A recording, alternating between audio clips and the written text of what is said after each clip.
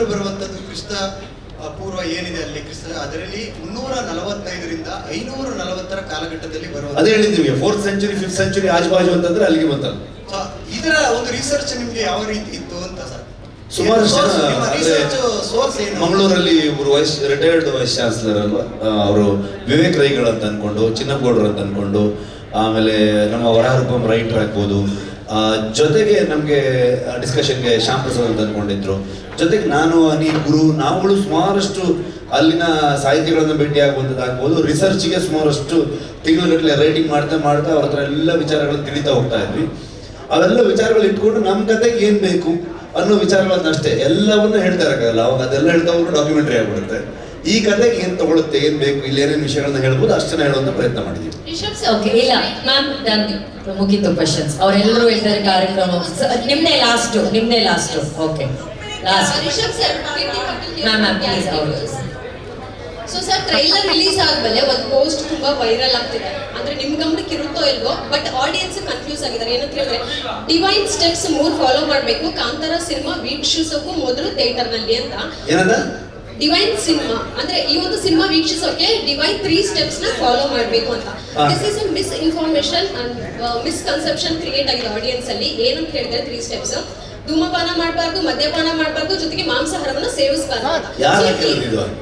It is a fake post. So Kantara ಹೆಸರಲ್ಲಿ No, I have the proof. I can show you. Okay, ಅಲ್ಲ ಗೊತ್ತಾಯ್ತು. ಹಾ, so ಈ ರೀತಿ ಫೇಕ್ ಪೋಸ್ಟ್ ಬಂದಾಗ ಇದು ಸೆನ್ಸಿಬಲ್ ವಿಚಾರ. ಕಾಂತಾರ ಟೀಮ್ ಯಾವ ರೀತಿ ರೆಸ್ಪಾಂಡ್ ಮಾಡಬಹುದು ಆಡಿಯನ್ಸ್ ಗೆ ಗೊಂದಲ ಬಂದಾಗ ಕ್ಲಿಯರ್ ಮಾಡ್ತೀರಾ? ಒಂದು ಊಟೋಪಚಾರಗಳಾಗ್ಬೋದು, ಅವರವರ ಅಭ್ಯಾಸಗಳಾಗ್ಬೋದು, ಇದು ಯಾವುದನ್ನ ಯಾರು ಪ್ರಶ್ನೆ ಮಾಡುವಂತ ಅಧಿಕಾರ ಇರಲ್ಲ. ಎಲ್ಲವೂ ಅವರವರ ಸ್ವಂತಕ್ಕೆ ಬಿಟ್ಟಂತಹ, ಅವರವರ ವಿವೇಚನೆಗೆ ಬಿಟ್ಟಂತಹ ವಿಚಾರಗಳು. ಯಾರೋ ಫೇಕ್ ಪೋಸ್ಟ್ಗಳನ್ನ ಹಾಕಿರೋದದು ಅದ್ರ ಬಗ್ಗೆ ನಮ್ಮ ಗಮನಕ್ಕೂ ಬಂತದನ್ನ ಬಂದ ತಕ್ಷಣ ನಾವು ಅದಕ್ಕೆ ಅಲ್ಲೇ ಹೋಗಿ ನಾವು ರಿಯಾಕ್ಟ್ ಮಾಡುವಂಥದ್ದು ಕಷ್ಟ ಆಗುತ್ತೆ. ಆದರೆ ಅದನ್ನ ಆ ಪೋಸ್ಟ್ನವ್ರು ತೆಗೆದ್ರು, ಆಮೇಲೆ ಕ್ಷಮೆನೂ ಕೇಳಿದ್ರು. ಅದನ್ನ ನಮ್ಮ ಪ್ರೊಡಕ್ಷನ್ ಹೌಸ್ಗೆ ಯಾವುದೇ ರೀತಿಯಾದಂಥ ಸಂಬಂಧ ಇರುವಂಥದ್ದಲ್ಲ.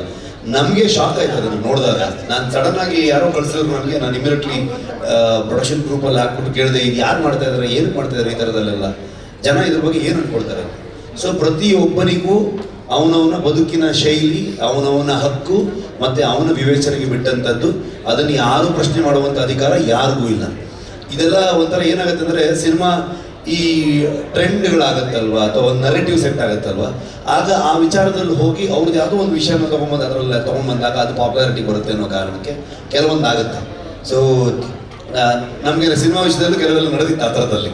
ಸೊ ಹಾಗಾಗಿ ಇದು ಕೂಡ ಅಂಥದ್ದೇ ಒಂದು ಏನೋ ಆಗಿರೋದು ಬಿಟ್ಟರೆ ಅದಕ್ಕೆ ನಾವು ಅದ್ರ ಬಗ್ಗೆ ನಮ್ಮ ಗಮನವೂ ಇಲ್ಲ. ಮತ್ತು ಜನರು ಕೂಡ ಐ ಥಿಂಕ್ ತುಂಬ ಜನ ಅಲ್ಲಿ ರಿಯಾಕ್ಟ್ ಮಾಡ್ತಾ ಇರೋದು ನೋಡಿದೆ ನಾನು. ಯಾರೋ ಒಂದು ಪೇಜ್ನ ಫೇಕ್ ಪೇಜ್ಗಳ ಮೇಲೆ ಮಾಡಿರೋದಕ್ಕೆಲ್ಲ ರಿಪ್ಲೈ ಮಾಡಕ್ಕೆ ಹೋಗ್ತಿದ್ರಲ್ಲ ಅನ್ನೋ ಥರದಲ್ಲಿ ಅವರವರೇ ಚರ್ಚೆಗಳನ್ನು ಮಾಡ್ತಿದ್ದಾರೆ.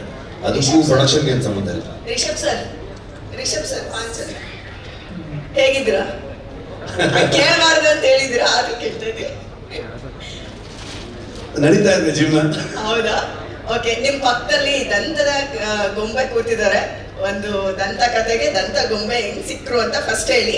And Pragati madam, credit goes to you. ಅವರು ಇಂಟರ್ನ್ಯಾಷನಲ್ ಕ್ರಶ್ ಆಗ್ತಾ ಇದ್ದಾರೆ.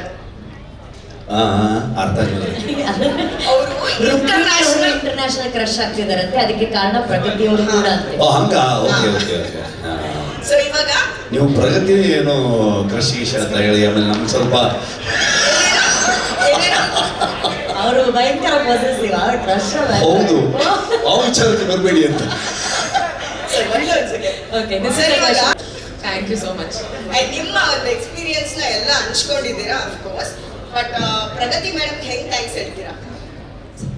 ಥ್ಯಾಂಕ್ಸ್ ಹೇಳೋದಕ್ಕೆ ಪದ ಇಲ್ಲ ನಿಜವಾಗ್ಲೂ. ಬಿಕಾಸ್ ನಾನು ಅವಾಗ ಹೇಳಿದ ಹಾಗೇನೆ ಅವ್ರು ಬರೀ ಕಾಸ್ಟ್ಯೂಮಿಂಗ್ ಮಾಡಿಲ್ಲ, ಅವರು ತುಂಬ ಸಪೋರ್ಟ್ ಕೊಟ್ಟಿದ್ದಾರೆ. ಶೂಟ್ ಮಾಡಬೇಕಾದ್ರೂ ನಾವು ಶೂಟ್ ಮಾಡಿರೋ ಕಂಡೀಷನ್ಸಲ್ಲಿ ಇರ್ಬೋದು, ಅಥವಾ ಈ ಕಾಸ್ಟ್ಯೂಮ್ ನನಗೆ it was a very different kind of costume. ತುಂಬ ಅದ್ಭುತವಾದಂಥ ಲುಕ್ ಇತ್ತು. ಬಟ್ ಅದನ್ನು ಕ್ಯಾರಿ ಆಫ್ ಮಾಡೋದಕ್ಕೆ ಅವ್ರು ತುಂಬ ಸಹಾಯ ಕೊಟ್ಟರು. So it was very beautiful experience. And if I look good on screen, ಅದು ಬರೀ ಅರವಿಂದ್ ಅವರು, ಪ್ರಗತಿ ಅವರಿಂದ ನಿಜವಾಗ್ಲೂ ತುಂಬ ಸಪೋರ್ಟ್ ಕೊಟ್ಟಿದ್ದಾರೆ. ಆ ಥರದ್ದೇ ಅಂತ ಹೇಳೋದಕ್ಕಾಗಲ್ಲ. ಖಂಡಿತವಾಗ್ಲೂ ನಿಮಗೆ ಕಳೆದ ಬಾರಿ ಎಲ್ಲವೂ ಕೂಡ ಒಂದು ಪ್ಯಾಕೇಜ್ ಅದು. ದೈವತ್ವ ಆಗ್ಬೋದು, ನೇಚರಲ್ ಆಗುವಂತಹ ಮನುಷ್ಯನಿಗೆ ಮತ್ತು ಪ್ರಕೃತಿಯ ನಡುವೆ ಇರುವಂತಹ ಸಂಘರ್ಷಗಳಾಗ್ಬೋದು, ಅಥವಾ ಡಿಪಾರ್ಟ್ಮೆಂಟ್ಗೂ ಸರ್ಕಾರಕ್ಕೂ ಮತ್ತು ಅಲ್ಲಿರುವಂತಹ ಮೂಲ ನಿವಾಸಿಗಳ ನಡುವೆ ನಡೆಯುವಂತಹ ಸಂಘರ್ಷಗಳಾಗ್ಬೋದು. ಇವೆಲ್ಲವೂ ಕೂಡ ಒಂದೊಂದು ರೆಫರೆನ್ಸ್ ಪಾಯಿಂಟ್ ಆಗಿ ಇದ್ದೇ ಇರುತ್ತೆ. ಸೊ ಹಾಗಾಗಿ ಕಾಂತಾರ ಈ ಮಣ್ಣಿನ ಬಗ್ಗೆ ಮಾತಾಡುತ್ತೆ ಅಂತಂದ್ರೆ, ಈ ಮಣ್ಣಿನಲ್ಲಿರುವಂತಹ ಇದರ ಮೂಲದಲ್ಲಿ ಬದುಕಿದಂತಹ ಕೆಲವೊಂದು ಸಮುದಾಯಗಳ ಬಗ್ಗೆ ಖಂಡಿತವಾಗ್ಲೂ ಮಾತಾಡುತ್ತೆ. ನೀವು ನೋಡಿದ್ರೆ ಒಂದು ಕೊನೆಯಲ್ಲಿ ಒಂದು ಬರುತ್ತೆ, ಹೇ ಕೋಟೆ ಕೊತ್ತಲ ಕಟ್ಟಿ ಮೆರೆಯೋ ಊರ ದೊರೆ ಕಾಡು ಹೇಳಿದೆ ಎಚ್ಚರ ಅಂತ. ಸೊ ಅದಕ್ಕೆ ಡೋಲ್ಗಳನ್ನ ನಾವು ಉಪಯೋಗಿಸಿದಲ್ಲಿ ಮೈಮ್ ರಾಮದಾಸ್ ಅಂತಿದ್ದಾರೆ, ನಮ್ಮ ಅಜನೀಶ್ ಅವ್ರ ಜೊತೆಗೆ ಕಂಪ್ಲೀಟ್ಲಿ ಜನಪದಕ್ಕೆ ನಮಗೆ ಕೋಆರ್ಡಿನೇಟ್ ಮಾಡುವಂಥ ಸಹಾಯ ಮಾಡುವಂಥ ಒಬ್ಬ ವ್ಯಕ್ತಿಯವರು, ಅವರೇ ಹಾಡಿರುವಂಥದ್ದು. ರಾಮಣ್ಣ ದಯವಿಟ್ಟು ಎದ್ನಿಲ್ಲಿ, ಕೊನೆಯಲ್ಲಿ ಬರುವಂಥ ಹಾಡನ್ನು ಹಾಡಿರುವಂಥ ರಾಮದಾಸ್ ಅವರು.